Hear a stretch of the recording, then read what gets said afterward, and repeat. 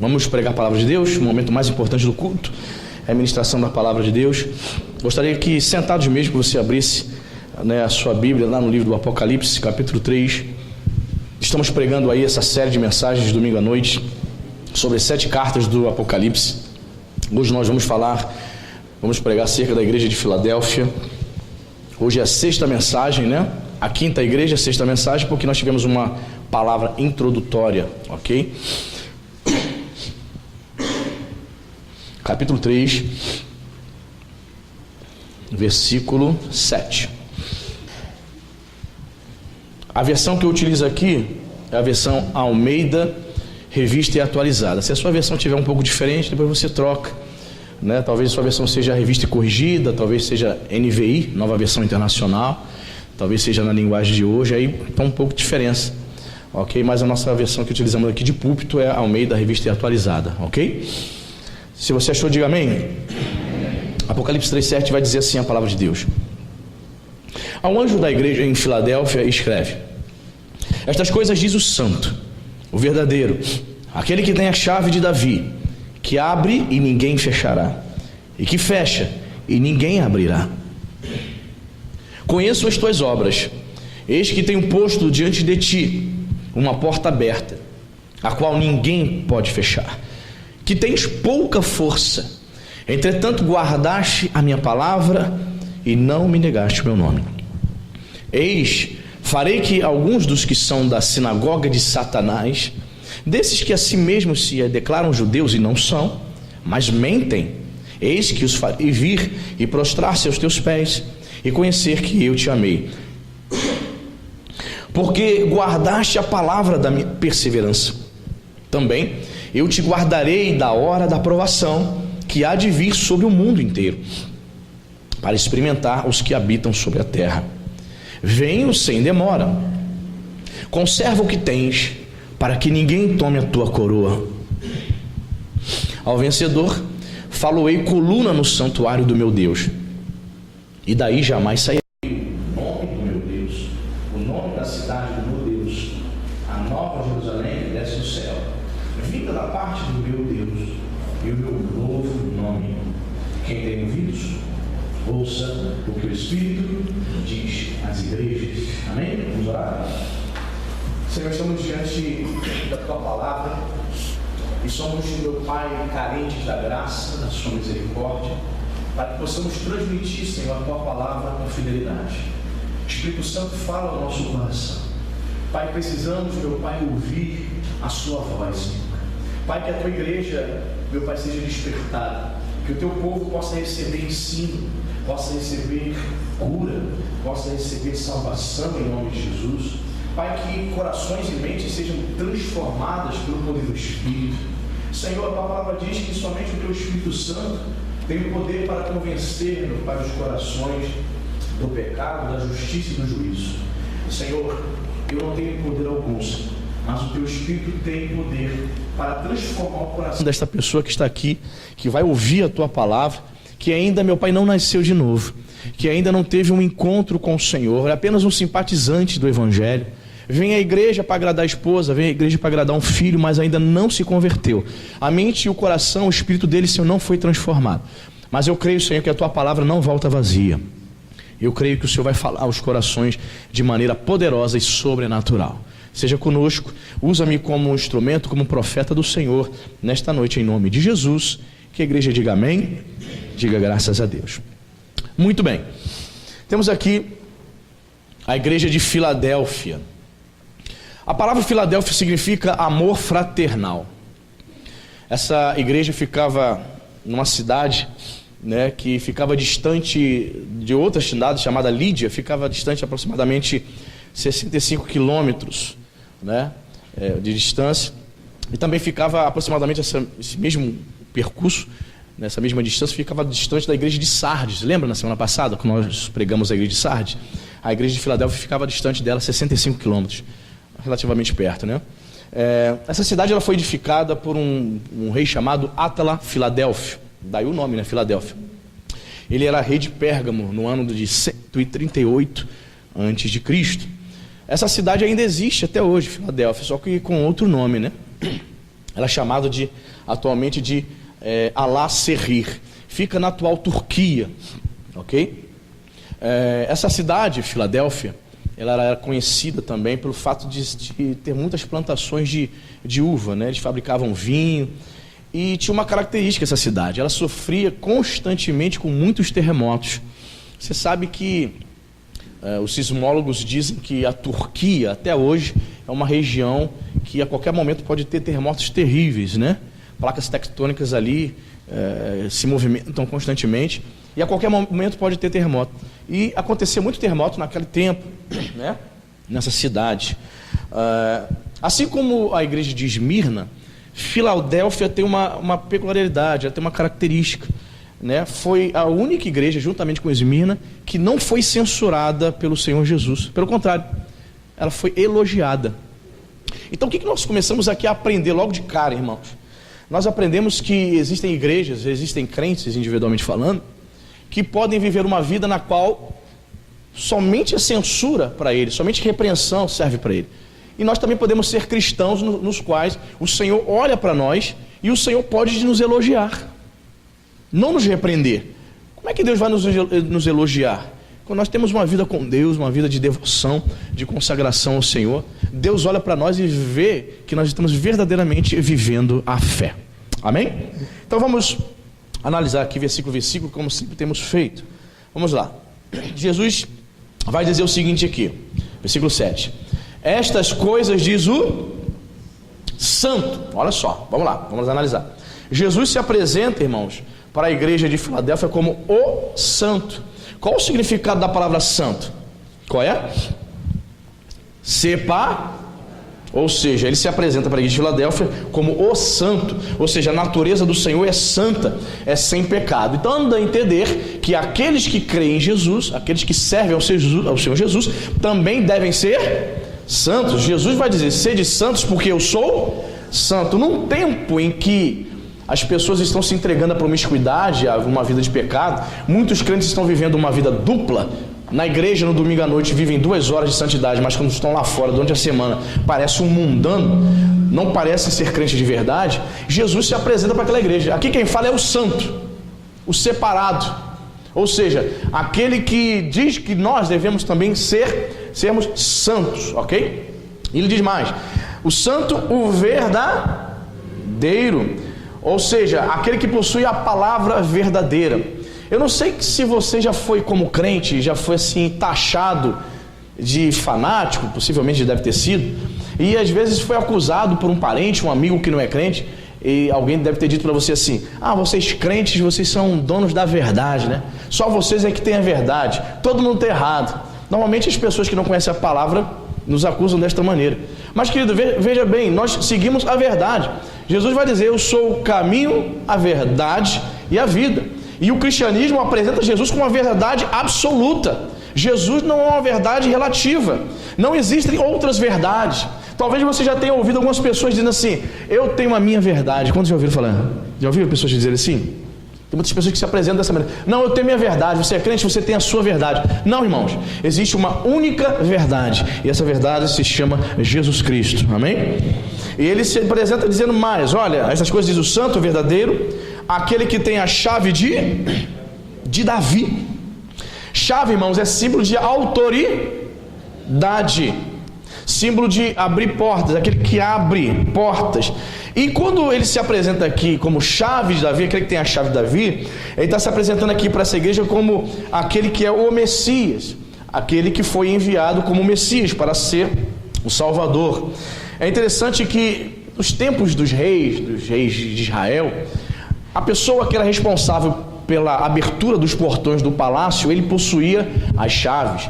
E somente ele tinha a autonomia e a responsabilidade, a autoridade, para abrir as portas do palácio, para que as pessoas tivessem acesso ao rei. Veja o que ele está falando aqui: aquele que tem as chaves de Davi. Eu sou aquele que tenho autoridade. Sou eu que permito o acesso à presença do Pai. Amém, querido? Jesus está se apresentando como o único que permite, que tem as chaves, chave que abre o acesso para se achegar a Deus. Amém, irmão? Então você percebe, eu sou o caminho, a verdade e a vida, ninguém vê ao Pai senão por mim, disse Jesus. Então, contrariando, por exemplo, os testemunhos de Jeová que bate a sua porta aos sábados, te acordando bem cedo, eles dizem o seguinte, né, que nós temos que buscar Jeová, temos que buscar o Pai, mas se esquecem de que para se chegar ao Pai é necessário ir ao Filho. Talvez você já tenha lido também adesivos em carros de pessoas que são católicas dizendo: quem tem a mãe tem o filho, ou quem tem o filho tem a mãe. Perceba que eu, como você, a maioria aqui foi católico, né? Fomos católicos, íamos à missa, fizemos catecismo, primeira comunhão. Me lembro com 12 anos de idade, quando terminou o catecismo, eu fui fazer a primeira comunhão. Me obrigaram a carregar uma vela fina, irmão, de uns 2 metros de altura, eu equilibrando ela acesa para levar até lá na frente para o padre. Eu falei: Jesus. Pois é, a gente é criança, a gente não sabe, não tem o conhecimento. As pessoas nos fazem ver essas coisas, nos dá esse entendimento equivocado. Então as pessoas vão buscando, através de uma fé divorciada da verdade, através das religiões, um Deus que não é verdadeiro. Então, por exemplo, os testemunhos de Jeová dizem que você deve ir até Jeová, se esquecem de Jesus. Só podemos chegar ao Pai através de Jesus. Eu sou aquele que tem as chaves de Davi, eu tenho autoridade, sou eu que permito o acesso para se achegar a Deus. Amém, irmão? Então percebe como os títulos pelos quais o Senhor Jesus vai se apresentando são títulos que falam verdades profundas a respeito da pessoa dele, né?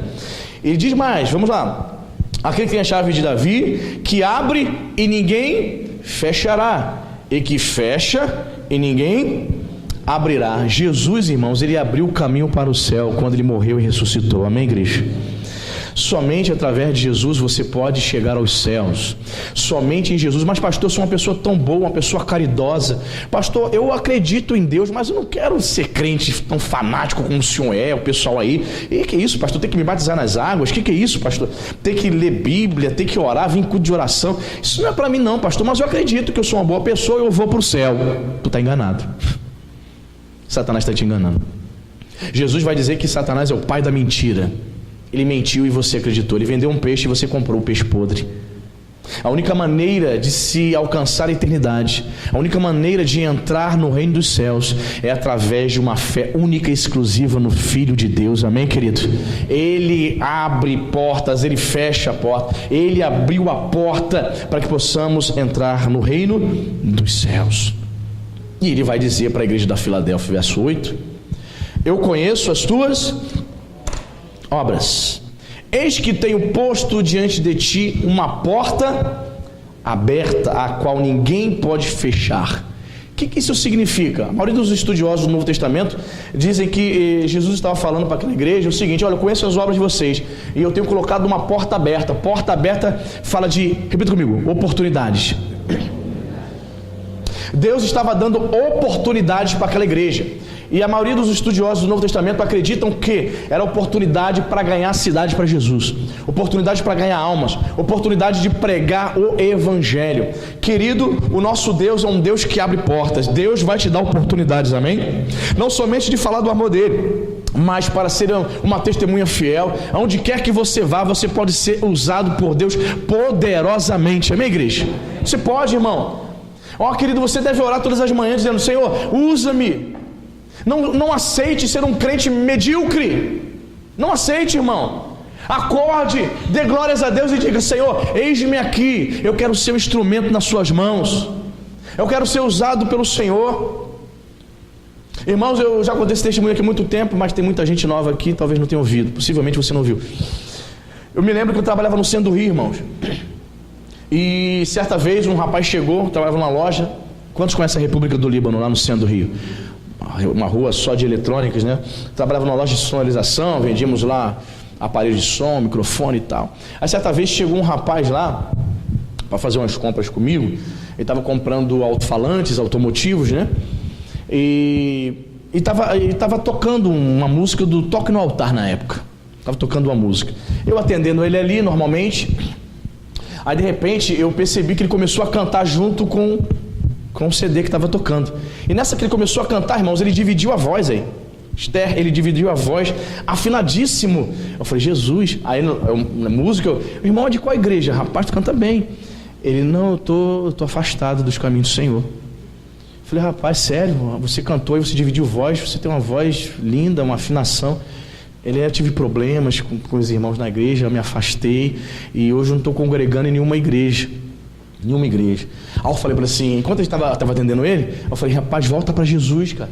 Deus tem obra contigo, você não pode desperdiçar esse talento. Se volte para o Senhor, Deus quer te usar, rapaz. Você acredita nisso? Ele assim meio, acredito. Tá. Aí fui, atendi ele, tá, ele foi embora. Isso foi num sábado, mesmo que fosse hoje, sábado já de tarde, perto já de fechar a loja. O tempo passou, irmãos. Veja bem, hein? O tempo passou, passavam-se 3 meses. Aí eu estava lá na loja outra vez e tal. Daqui a pouco esse rapaz entrou na loja. Ele falou, oi?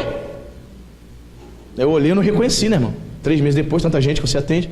Eu falei, oi, não estou reconhecendo. Ele está lembrado de mim? Não. É legal quando as pessoas chegam na loja, você que é vendedor, está lembrado de mim? Não. Várias pessoas que você atende. Aí está lembrado de mim? Eu falei, não estou não. Ele, você se lembra que eu tive aqui uns 3 meses atrás, que eu comprei com você os alto-falantes, você falou de Jesus para mim? Falei, tá, estou lembrado que eu cantei aqui. Eu falei, estou lembrado. Ele, pois bem, eu não vim aqui para comprar nada não, só vim aqui para falar um negócio com você. Eu falei, de que se trata? Aí ele falou assim, pois bem, naquela noite, foi um sábado que eu estive aqui, não foi? Sábado à tarde? Eu falei, foi. Naquele sábado, eu comprei o som do meu carro, fui para casa, pedi para o rapaz instalar o som, botei um funk brabo, fui para a night. Falei, Jesus, tenha misericórdia. Foi sério? Ele, pois é, fui para a night. E já estava entrando na madrugada de sábado para domingo. E sabe o que aconteceu comigo, irmão? Não sei. Eu fui confundido meu carro com o carro de um traficante. A polícia fuzilou meu carro. Eu dentro. E eu no momento que o carro estava sendo fuzilado, olha o que ele falou. Eu lembrei do que você falou. E eu falei assim, Jesus, não deixa eu morrer não, tem misericórdia de mim. E ele falou que sentia assim as balas entrando no peito dele. Irmãos, aquele homem foi levado para o hospital morto-vivo. Ficou 2 meses e meio em coma e sobreviveu. Jesus teve misericórdia da vida dele, amém? Ele falou assim, eu estou vindo aqui para agradecer ao irmão, porque Deus usou o irmão, porque eu me lembrei de Jesus. Jesus teve misericórdia de mim e eu voltei do coma. Eu sobrevivi àquele atentado.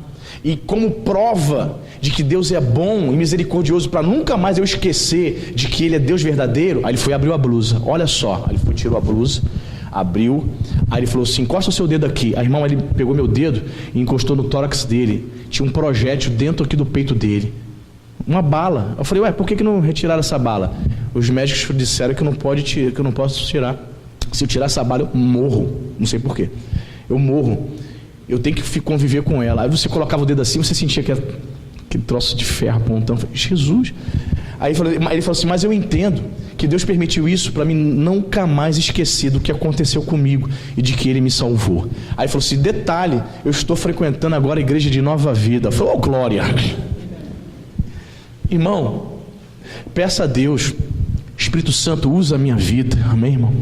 Peça a Deus, Deus vai te usar no ônibus, no trabalho, na fila do banco, lá na clínica médica enquanto você espera para fazer seu exame. Deus vai usar a sua vida, Deus vai abrir uma porta. Deus estava fazendo isso com a igreja de Filadélfia, amém? Eis que estou abrindo uma porta, porque Ele é Deus poderoso, Ele abre portas, Ele nos dá oportunidades, amém, igreja?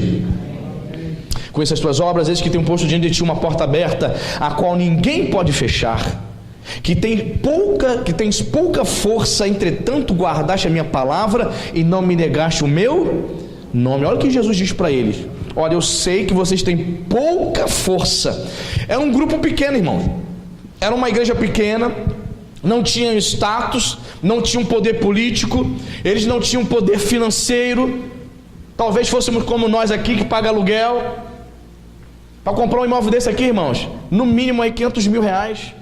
Aí eu olho para a conta da igreja, 2 mil, 3 mil no saldo. Falei, Jesus de Nazaré, é uma gordura que tem para emergência. Aí eu fico pensando, Senhor, como é que a gente vai comprar, Senhor, esse imóvel?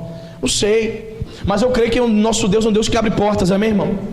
Aí quando muitas vezes eu olho para a nossa condição, Eu vejo, somos um grupo pequeno, temos pouca força, nós não temos poder financeiro, nós não estamos na televisão, nós não estamos no rádio, mas nós temos o mais importante, que é o Espírito Santo de Deus na nossa vida, meu irmão. É o mais importante. Bispo Roberto Macalester dizia que ele detestava a TV. Você sabe que ele foi o primeiro pregador na televisão, em 1979, na extinta TV Tupi. E ele não gostou, ele fazia rádio, mas ele não gostou de ter ido para a televisão, ficou pouco tempo, saiu da TV. Por quê? Porque as pessoas só ouviam a voz dele pelo rádio, não conheciam o rosto dele. E uma coisa que ele odiou na televisão é porque ele passou a ser conhecido, ficou famoso. Ele ia com alguns pastores nos restaurantes para almoçar, aí ele estava almoçando, chegavam os crentes: Bispo Roberto, da televisão, me dá um autógrafo. Ele olhava aquilo dali, ele falou que ficou apavorado com isso. Saiu da televisão, ele disse: a TV forma monstros. E ele não gostava. Bem, era uma opinião dele, né? Alguns pastores têm conseguido ganhar muitas almas através da televisão, através da mídia. O famoso evangelista Billy Graham, né, que morreu ano passado, foi o primeiro televangelista mundial nos Estados Unidos da década de 50. A TV em preto e branco, ele aparecia com aquele cabelo bonito de gel, lambido, ele pregava o evangelho, ele ganhou milhares de almas para Jesus. Amém, irmão? Pois bem, então, tinha um pouca força, mas o Senhor estava com aquela igreja, irmãos. Olha, querido, eu prefiro ser um pastor desconhecido, eu prefiro ser uma igreja pequena do que uma igreja cheia de crentes vazios, cheia de crentes carnais. Eu prefiro ter um pequeno grupo aqui que busca a Deus do que ser uma igreja com 1.500 membros, um pastor na televisão, um pastor no rádio e uma igreja vazia, ninguém salvo. Eu prefiro ser reconhecido por Jesus como aquele que tem pouca força. A igreja de Filadélfia era uma igreja que tinha pouca força, não tinha status, não tinha poder financeiro, não tinha influência política. Hoje nós vemos, né, irmãos, tantas igrejas tentando eleger seus pastores, se envolvendo com política, para poder, sabe, estar participando da engrenagem, e muitos se corrompem quando se envolvem com política, vêm as facilidades, recebem dinheiro, recebem propina. Muitos pastores deixam de pregar para se envolver com política e se corrompem, infelizmente. Conta-se, né, que o próprio Billy Graham, no auge da fama como televangelista nos Estados Unidos, ele recebeu o convite para se candidatar e vir a presidente dos Estados Unidos. Sabe o que ele disse para a pessoa que convidou ele? Ele disse o seguinte: como posso eu me rebaixar tanto, ser um pregador e aceitar ser presidente da República dos Estados Unidos? Ele entendia que deixar de ser um pregador da palavra de Deus e se tornar o presidente dos Estados Unidos era se rebaixar. Pois é, irmãos, é um grande privilégio ser um pregador da palavra de Deus, amém? É um grande privilégio, muitas vezes nós temos pouca força, mas nós temos a presença de Deus na nossa vida, amém? Talvez você esteja aqui e talvez você tenha pouca força, talvez você seja a pessoa mais desprezada da sua família, talvez você seja a pessoa mais desprezada lá na empresa onde você trabalha, talvez dentre os seus familiares e parentes você é o que tem a conta mais no vermelho do que qualquer outra coisa. Talvez o teu carro seja um carro mais simples, a tua casa seja mais simples, e isso muitas vezes frustra a irmã, frustra o irmão. Querido, eu digo para você, você tem pouca força, você não tem poder financeiro nem político, mas você tem a presença de Deus, amém? A minha graça te basta, disse Jesus, amém? Jesus se dirige para a igreja de Filadélfia desta maneira, e dizendo: você tem pouca força. Entretanto, Jesus vai dizer: guardaste a minha palavra e não negaste o meu nome. Ah, irmãos, tem tanta gente negando o nome de Jesus, né? Tem tanta gente que está se esquecendo do Senhor. Como é que muitas pessoas estão negando o nome de Jesus? Com suas vidas, né, querida? Elas dizem que são crentes, mas o comportamento dela não condiz, né? Diz que é crente, mas mente desesperadamente. Diz que é crente, vive dando volta nos outros. Diz que é crente e faz gato de energia elétrica, rouba água lá da sua casa. Diz que é crente e compra, mas não paga. Diz que é crente e compra R$2.000, R$1.500 de Natura, de perfume. Agora a moda é Jequiti, né? De Jequiti, e não paga. Meu Deus do céu. Diz que é crente, mas chega atrasado todo dia no trabalho, desonrando e difamando o nome do Senhor, porque todo mundo na empresa diz que ela é crente. Ah, é o crente aí, ó, crente 71, difamando o nome do Senhor. Eu trabalhei numa empresa, irmãos, eu até lembrei dele ontem. Também na empresa tinha um camarada chamado, o nome dele era Alex Montanha. Olha o tamanho do cara, grande, né? Olha o nome do cara, Montanha. E quase sempre, todos os dias ele chegava atrasado. Ele não era crente não, mas todo dia chegava atrasado. Eu achava engraçado as desculpas que ele dava. Aí o gerente chegava para ele e falava assim: ô Alex, todo dia, cara, 20 minutos Meia hora de atraso todo dia, como é que é isso aí? Aí ele falava assim pro Fernando, que era o gerente: Fernando, não pode mais isso acontecer. O quê? O motorista está me perseguindo. O motorista está te perseguindo, o motorista do ônibus? Ele passa e vai pegando todo mundo nos pontos, cara. E a gente chega atrasado, eu chego atrasado todo dia. Aí o gerente fala assim: que tal você acordar um pouco mais cedo? Que tal você acordar meia hora mais cedo para chegar no horário? E a gente vê também crentes dando essas desculpas esfarrapadas. São pessoas que estão negando o nome do Senhor. E Jesus elogia a igreja de Filadélfia dizendo: guardaste a minha palavra. Não é isso que está escrito aí? Guardar a palavra de Deus, irmãos, é a certeza de vitória, amém, querido? Contra o pecado e contra o mundo. Como é que eu venço, pastor, esse sistema corrupto, esse sistema mundano? Pastor, como é que eu consigo viver a palavra de Deus fielmente? Guarda a palavra no seu coração. Davi vai dizer lá no Salmo, né? A tua palavra escondi no meu coração para não pecar contra ti. É a única maneira de você viver em santidade, de não desagradar o Senhor, é guardando a palavra dele no coração, amém? Mas aí você é um crente que tem preguiça de ler. Aí você é um crente que não pega na Bíblia. Como é que você vai guardar algo que você não conhece, que você não sabe? Só abre a Bíblia domingo de noite na hora do culto. Ah, irmão, faz isso não, querido. Vamos ser crente de verdade, amém, irmão? Nós temos tanto tempo para fazer tantas coisas, né? Ficamos no Zap, ficamos lá no Facebook, não é verdade? Temos tempo para isso, porque nós não podemos ter tempo para buscarmos a Deus na sua palavra. Jesus vai dizer: examinai as Escrituras, porque elas testificam de mim. Jesus diz que nós precisamos examinar a Bíblia. Você já foi no médico e você já ficou satisfeito, meu irmão, quando você entrou? Tem médico que não olha nem para a tua cara, não é isso? Não é, Andazinho? Andazinho testifica comigo aqui. Você chega no médico, não é isso? Aí o médico nem olha para você: o que você tem? Estou sentindo uma dor aqui, tá. Rapidinho, toma um dipirona. A onda agora é dipirona, toma um dipirona.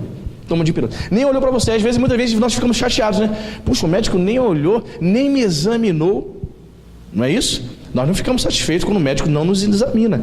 Pois bem, a palavra de Deus também tem que ser assim em relação a nós. Nós devemos o quê? Examinar, nos aprofundar no conhecimento das Escrituras. Isso você só alcança lendo todo dia. Uma vez por semana, se engana não, tá? Fica difícil você ser crente. Fica muito difícil você se aprofundar no conhecimento da palavra de Deus lendo a Bíblia uma vez por semana no culto domingo de noite, irmão. Não se engane. Não se engane.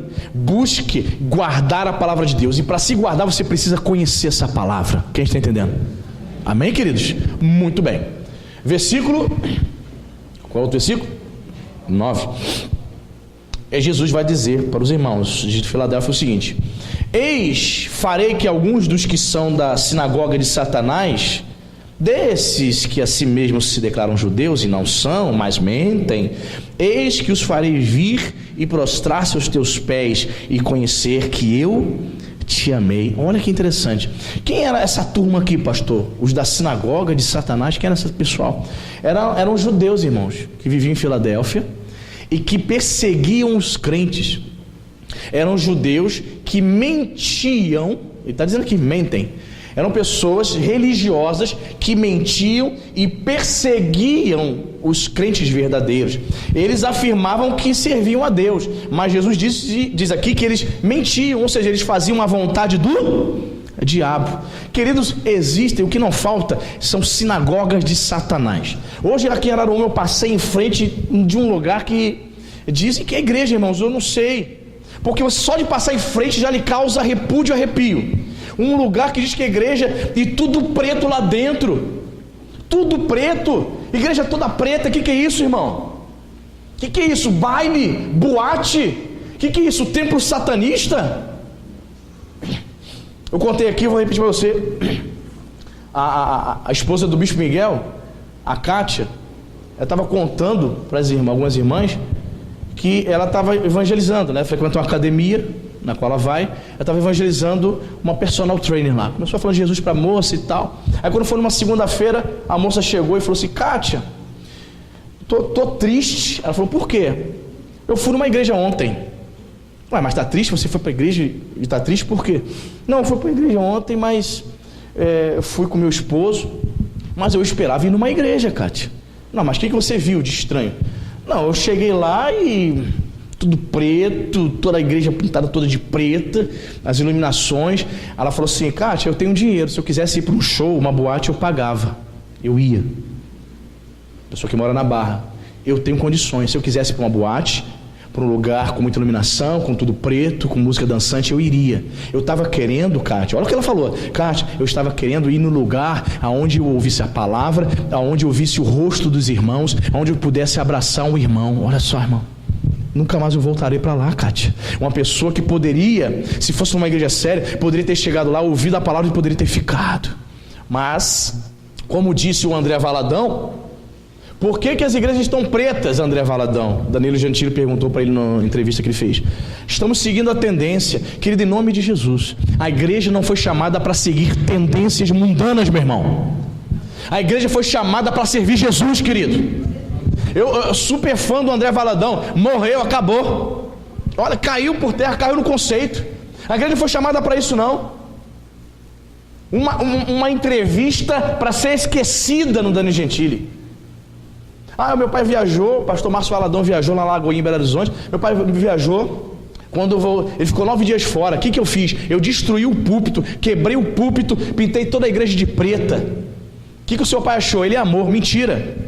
Um pastor com 50 anos de ministério, sai de viagem, um filho quebra o púlpito, destrói a igreja, pinta de preto. Esse pai não vai amar isso, não, isso é mentira. Vai detestar. Um homem conservador, um homem da antiga, numa prova, uma tragédia dessa, irmão. As igrejas estão se disfarçando, são verdadeiras sinagogas de Satanás. Aí, vai você pregar a palavra e criticá-los para você ver. Vai você dizer que isso é estranho. Vai. Que isso, você não está seguindo a tendência. A igreja precisa evoluir. Evoluir? Pintar a igreja toda de preto? Irmão, detalhe, não é só as paredes interior não, do lado de fora.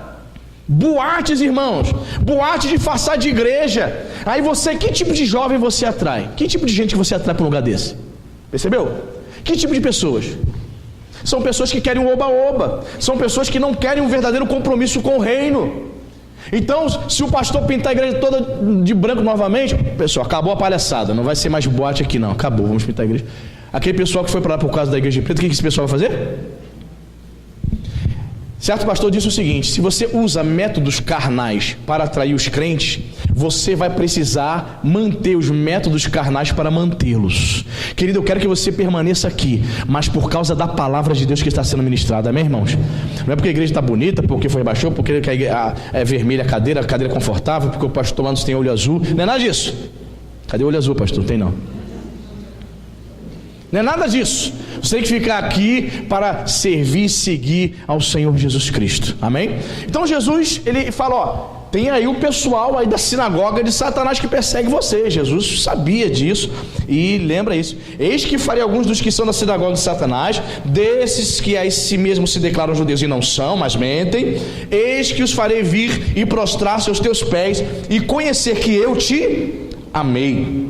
Que interessante. Eu vou fazer com que alguns desses judeus, olha o que Jesus está falando para eles, eu vou fazer com que algum desses judeus aí, que estão servindo a Satanás, se prostre aos seus pés. Dá a entender que a igreja de Filadélfia iria ganhar muitos judeus para Jesus. Vão reconhecer que eu amei você, Filadélfia. Que coisa! Deus, por causa do testemunho de Filadélfia, o Senhor Jesus iria fazer uma obra no coração daqueles judeus que serviam ao diabo. Você vê, né, irmão? Quando nós temos um bom testemunho diante do Senhor, nós podemos ganhar muitas pessoas para Jesus. Eu creio que um bruxo pode chegar aqui, pode ser liberto pelo poder de Deus, amém, irmão?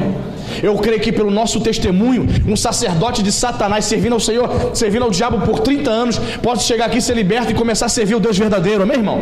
Eu creio. A igreja de Filadélfia era uma igreja exemplar, e eles iriam ganhar muitas almas, iriam ganhar judeus que serviam o diabo. Olha que Jesus está dizendo aqui: eis que vou fazer com que eles se prostrem aos seus pés. Ou seja, eles iriam se render à pregação, à vida de exemplo cristão da igreja de Filadélfia. Quem está entendendo? Forte, né, irmão? Verso 10, ele vai dizer: por quê? Porque guardaste a palavra da minha perseverança, também eu te guardarei da hora da provação que há de vir sobre o mundo inteiro para experimentar os que habitam sobre a terra. A maioria dos estudiosos do Novo Testamento dizem que esse versículo aqui, Jesus estaria falando sobre a grande tribulação. A hora da provação é uma referência ao período em que o anticristo vai reinar nesse mundo. A igreja será arrebatada, amém? Então ela vai ser guardada, ela vai ser protegida. O Senhor vai proteger os crentes fiéis, amém, meu irmão? Pastor, mas em 2000 anos da história da igreja, é só a gente ler um pouquinho, pastor, a gente percebe que muitos crentes não foram protegidos pelo Senhor, não. Muitos foram lançados nas arenas, foram devorados pelos leões, foram decapitados. Alguns crentes foram torturados e mortos. E a morte dos cristãos eram as mais terríveis, né? Principalmente na Idade Média, na época do período da Inquisição, irmãos. Os crentes eram, para você ter uma ideia, os crentes eram presos e eles tinham que negar Jesus. Os padres, os cardeais chegavam para os crentes e diziam assim: negue Jesus, confesse Maria. Aí ele: não, Jesus é o meu Senhor. Não, você tem que servir a Maria, ela tem que ser sua senhora. Eles: não, tem certeza? Ok, fogueira. Mandava para fogueira. Muitos eram torturados. Existia uma espécie de sarcófago chamado Virgem de Nuremberg. Está lá no museu na Alemanha. O que é isso, pastor? É uma espécie de sarcófago. Imagina o sarcófago de múmia, imaginou? Só que por dentro, pontas de aço, pontiagudas.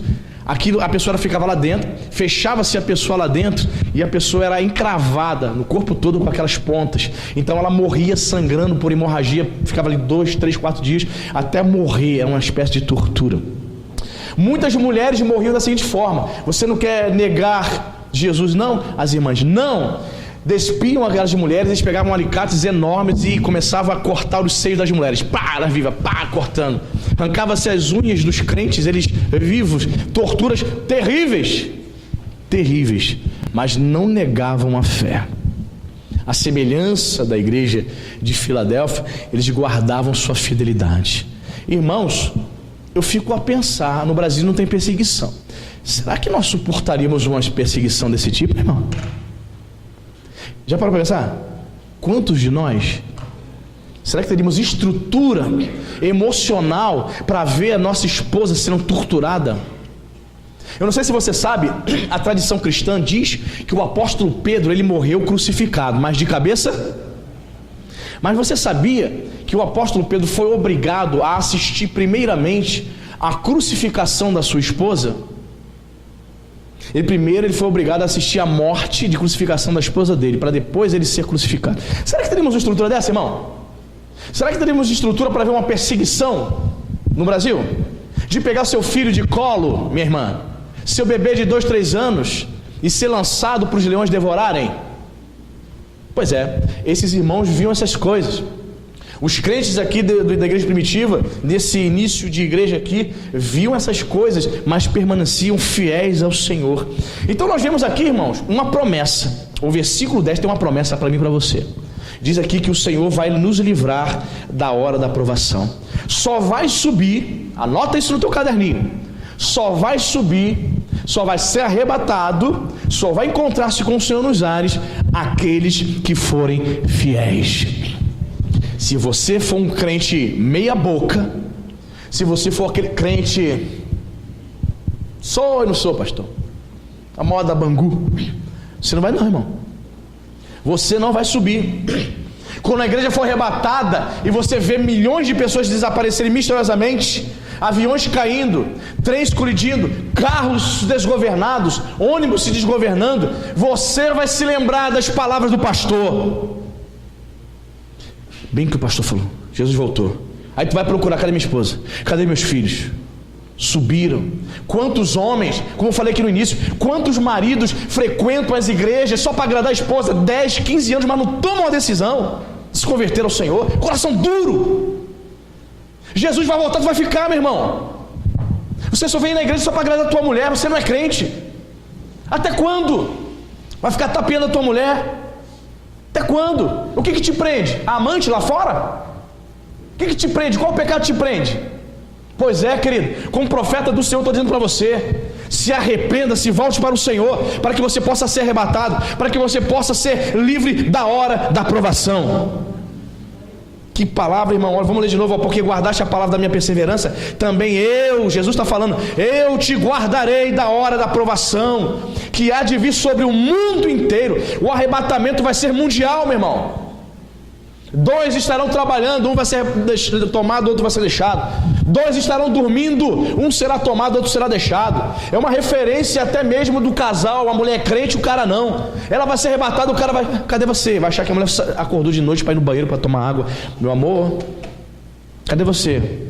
Vai puxar o edredom, está vazio. Jesus arrebatou. Jesus só promete nos livrar da hora da provação se nós formos fiéis a Ele. Aí você vai experimentar o arrebatamento. Aí sim você vai ter um encontro com o Senhor nos ares. Amém, igreja? Temos uma promessa para nós e nós tomamos posse dela. Amém? Verso 11, olha o que Jesus diz para a igreja de Filadélfia e fala para mim e para você também: venho sem demora, conserva o que tens. Para quê? Para que ninguém tome a tua coroa. E Jesus está falando aqui: olha, eu venho se demora, a minha vinda é breve. Só para você ter uma ideia, o Novo Testamento descreve a volta de Jesus nada mais, nada menos que 318 vezes, irmãos. O Novo Testamento fala sobre a volta de Jesus 318 vezes. É muitas menções. Ou seja, aqui temos uma referência ao próprio arrebatamento. E ele vai dizer: você precisa conservar o que você tem. O que você tem? Você tem fé? Amém? Conserva. Você tem sido fiel ao Senhor? Conserva essa fidelidade. Amém? Você tem recebido os dons de Deus, o Espírito Santo de Deus na tua vida? Conserva. Você tem recebido, a sabedoria para entender a palavra de Deus, para falar do amor de Deus? Conserva essa fé, conserva essa devoção. Amém, querido? Conserva o que tens. E ele vai dizer: para que ninguém tome. Repita comigo: para que ninguém tome. Para que ninguém tome a tua coroa. Está falando aqui da salvação. Então nós podemos aprender aqui que nós devemos conservar a fé, para que ninguém, o maior interessado em tomar a tua coroa, em tirar a tua salvação, quem é? O próprio Satanás, certo? Mas às vezes você não está percebendo que o Satanás está tentando tomar a tua coroa, porque a pessoa que está tentando tomar a tua coroa, a pessoa que está sendo usada pelo diabo, é uma pessoa que você gosta, um amigo, uma amizade. Quantas pessoas já se desviaram do evangelho por causa de uma amizade? Não, pastor, é minha amiga, é meu amigo. Eu conheci certa moça cristã, casada, que ela trabalhava no caixa do Guanabara, né? Você que veio do Rio, você sabe que o pessoal lá no Guanabara, o pessoal trabalha muito, né? Feriado, meia-noite, Natal, o pessoal está trabalhando lá, estão querendo fechar a loja. Então, são muitas horas envolvido com muitas pessoas. Se a pessoa não for fiel, ela se desvia. Essa moça começou a trabalhar várias caixas, e você sabe que em empresa grande, um sai com o outro, não é isso? Tem traição, um trai marido do outro, mulher do... Olha, sem vergonhice. Então essa moça foi seduzida pelas outras caixas. Ela abandonou o marido, abandonou todo mundo, para começar a viver uma vida devassa. Foi contaminada. Também só andava com mulheres que traíam os maridos. Está entendendo, querido? Então foi corrompida. Então a palavra de Deus está dizendo para mim e para você: olha, conserva o que tens. Conserva, para que ninguém tome a tua coroa. Satanás quer tomar a coroa da salvação. Existem pessoas que querem tomar e você não quer nem estar percebendo. Talvez essa amizade que você tanto valoriza esteja tirando você da presença de Deus. Olha, querido, com quem você está andando. Amém, querida? Não, pastor, estou andando com aquela prostituta porque eu vou ganhar ela para Jesus. Ela está te contaminando mais do que você está trazendo ela para a igreja. Cuidado, né? Tem que tomar muito cuidado. Não, pastor, estou andando com aquele gay, mas eu vou ganhar ele para Jesus. Aí você para cima e para baixo andando com gay. Só vai que tu é gay também, mano. Não, pastor, estou ganhando para Jesus. Tu já trouxe ele para a igreja? Não, ele falou que um dia vem. Mas tem necessidade realmente de andar para cima e para baixo? Cuidado, hein? Cuidado, começa a pegar os jargões da comunidade LGBT, começa a pegar o vocabulário. Anda com pessoa de Deus, que você vai começar a falar como pessoa de Deus. Anda com pessoa que não serve a Deus, que você pega só coisa ruim dela. Então presta atenção, conserva, para que ninguém tome a tua coroa. Você recebeu a coroa, o prêmio da justiça, a coroa da salvação. Ninguém pode tomá-la, amém, querido? Conserva, preserva. Ninguém vai tomar de você, querido. Ninguém pode. O preço que foi pago para você ter essa coroa foi muito alto, foi preço de sangue. Foi o preço de sangue de Jesus derramado na cruz do Calvário. Amém, igreja? Muito bem. E ele fala mais aqui, versículo 12: ao vencedor falo-ei coluna no santuário do meu Deus, e daí jamais sairá. Amém? O que significa isso, pastor? Falo-ei coluna no santuário, né? Os estudiosos dizem, irmãos, que antigamente, naqueles tempos, se costumava honrar um cidadão assim notável, um cidadão político, erguendo uma coluna em um templo, e colocava-se o nome em forma de inscrição naquela coluna, e isso tinha um significado. Ser coluna no templo indica ter um lugar de honra. Amém? Ter um lugar de honra, de autoridade, de estabilidade. Qual é a finalidade de uma coluna? Dar sustentação. Então fala sobre estabilidade, devido à fidelidade daquele crente. Olha só, então vamos ver aqui de novo. Ao vencedor, ou seja, o crente fiel, eu vou fazer ele de coluna, ou seja, ele vai ter um lugar de honra lá na glória. Amém, igreja? Talvez você não seja honrado, talvez você seja uma pessoa simples, nunca foi honrada por ninguém, pelo seu patrão, pela sua família, mas se você for um crente fiel, você vai receber um lugar de honra lá na eternidade. Amém, igreja? Amém. Eu creio nisso. E Jesus diz mais, olha: gravarei também sobre ele o nome do meu Deus. Olha, interessante, né? O nome da cidade do meu Deus. O que significa isso? Gravar sobre ele o nome do meu Deus. Jesus está falando que o nome do Deus Pai seria gravado na pessoa. Naquele tempo, irmãos, nome era mencionar o nome de uma pessoa expressava o caráter dela, certo? Então escrever o seu nome quer dizer que Deus iria imprimir a natureza, o caráter dele na pessoa. Olha só, ok? Então vamos repetir aqui. Nome expressa o caráter da pessoa. Colocar o nome do meu Deus no indivíduo lá na eternidade significa que a natureza divina, a essência de Deus estaria sendo derramada sobre aquele crente. Coisas profundas, né, irmãos? E se nós começarmos a refletir sobre isso, a gente fica encantado com essas promessas para o crente fiel. Ele diz mais aqui, ó: gravarei também sobre o nome do meu Deus, o nome da cidade do meu Deus, que é a nova Jerusalém que desceu do céu, vinda da parte do meu Deus, e o meu novo nome. Olha só, quem está falando isso aqui é Jesus, tá? Jesus vai falar que vai colocar um novo nome. Aí você fica pensando, pastor, será que Jesus vai mudar de nome? O nome de Jesus vai mudar para quê? Para quê? Qual será o novo nome de Jesus? Não, Jesus não vai mudar de nome no sentido de mudar de Jesus, né, que é no aramaico Yeshua, para outro nome qualquer. Não tem esse significado. Indica aqui, irmãos, uma revelação mais completa da sua natureza, que hoje, como humanos limitados a esse corpo, nós não podemos compreender, mas só vamos compreender na eternidade quando Jesus voltar. Amém? Ou seja, novo nome indica uma revelação mais completa do Senhor. E isso é óbvio, né, irmão? É claro que nós vamos conhecer o Senhor lá na eternidade como Ele é. Paulo vai dizer isso. Nós o conhecemos em... Completa o versículo aí. Nós conhecemos Ele em parte. Conhecemos Ele em parte. O nosso conhecimento de Deus é limitado. Por mais que você estude a palavra de Deus, por mais que você tenha experiências com Deus, nós conhecemos uma pequena gotícula da sua essência, da sua glória. Então, quando Ele revelar o seu novo nome, Ele vai se revelar de forma mais completa lá na eternidade. Contemplaremos o rosto do Senhor face a face. Você lembra daquela canção antiga, né?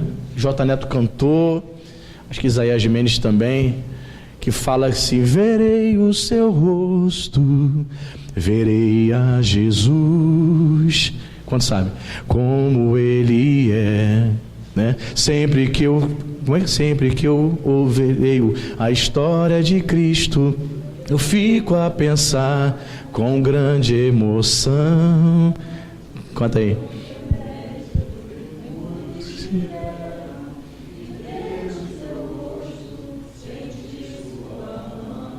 Bonito, né? Vai, continua.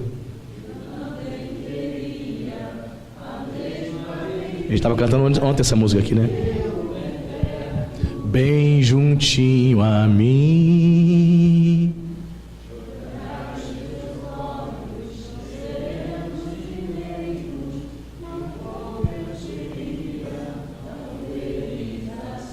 Agora o refrão para ficar bonito, vamos lá. Bem era o seu rosto, que era tão lindo, dava fé e também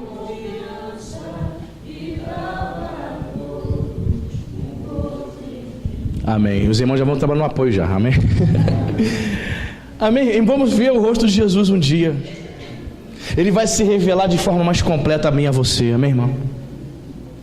Lá na eternidade diz a Bíblia que não haverá mais dor, não haverá mais enfermidades. Você que tem deficiência física vai acabar. Você que tem limitações emocionais, físicas, espirituais, isso tudo vai acabar. Ele vai se revelar de forma mais completa para nós lá na eternidade, amém, irmão? Ele vai se revelar, ele vai apresentar seu novo nome, ele vai se revelar de forma mais plena.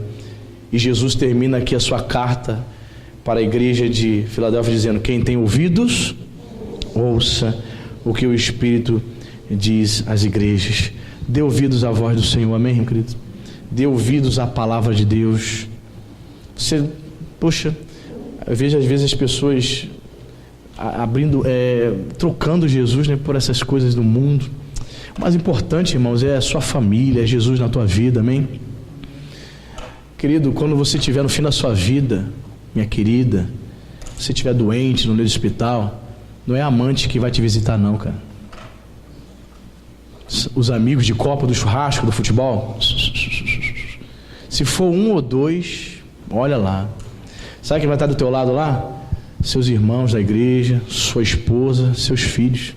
E às vezes o camarada vai trocando Jesus, trocando família por as coisas dessa vida.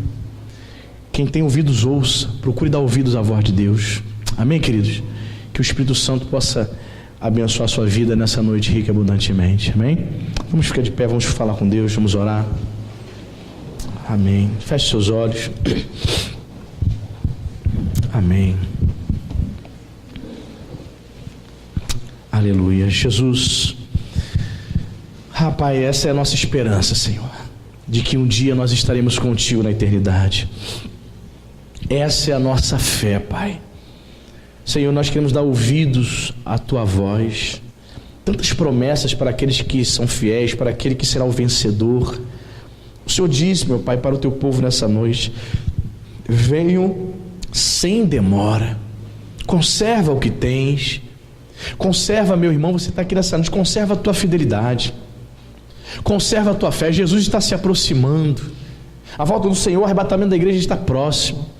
Eu percebo que alguns crentes começaram muito bem, frequentavam mais os cultos, e o tempo vai passando, e talvez você esteja aqui, frequenta menos, não tem buscado ao Senhor em oração, tem deixado de buscar a face do Senhor, não tem lido a Bíblia, e era para ser o contrário, querido.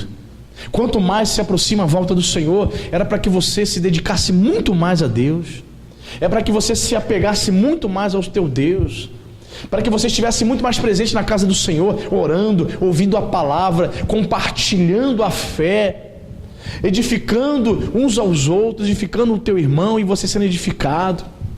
Ah, querido, em nome de Jesus, não permita que nada nem ninguém tome a tua coroa. Talvez você esteja aqui e o mundo, um amigo, uma amiga esteja tomando aquilo que você recebeu no passado, que foi a fé, que foi a salvação. Mas o nosso Deus é um Deus de misericórdia. Ele está presente aqui nessa noite, querido. Ele diz para você: venha sem demora, se reconcilia comigo, se volte para mim.